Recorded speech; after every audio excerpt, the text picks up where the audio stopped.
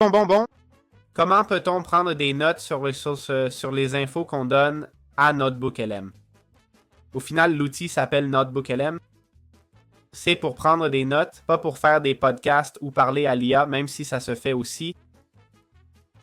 J'ai ici un carnet où j'ai posé des questions sur Google eStudio pour avoir un guide complet. Ici, j'ai demandé ce qu'est Google eStudio. Imaginons que cette info soit cruciale pour moi. Au fait, en cliquant ici, il vous indique d'où vient l'info. Et voilà, c'est dit. Source, appli, principalement du blog. J'ai uploadé un blog et une vidéo. Il en tire l'info, ce qui est très intéressant d'un point de vue didactique.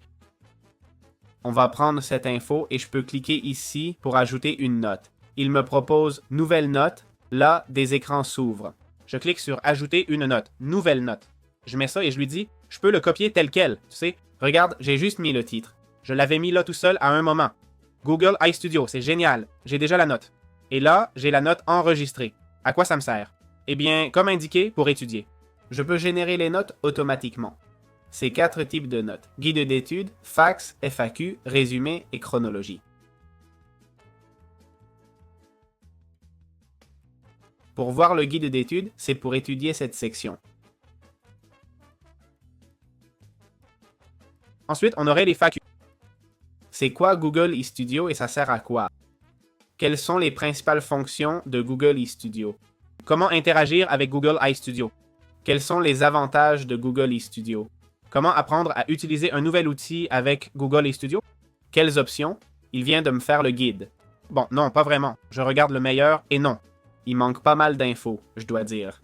Elle a fait une petite note et même si j'ajoutais 20 sources, ça m'aiderait peut-être. Et enfin, on a le... C'est lequel, la chronologie? Celui qui m'intriguait. Ah tiens, absolument. Voici la chronologie détaillée et les personnages principaux basés sur... Bon, chronologie. Ici, une chronologie n'avait pas de sens, mais elle a divisé l'info en points. Bon, tout est au point 1, donc parfait. Comme je l'ai dit, faire une chronologie ici n'avait pas de sens. Ensuite, on a le document de synthèse. Document de synthèse, Google iStudio, intro, étude de documents. Résumé des principales caractéristiques. C'est vraiment intéressant, hein? Vraiment très intéressant. Et je répète, on peut faire un podcast. On le charge ici, on fait un podcast, on l'écoute et voilà. On apprend l'outil en un rien de temps, tu vois? Voilà, j'espère que ce guide vous a plu et à bientôt pour un autre.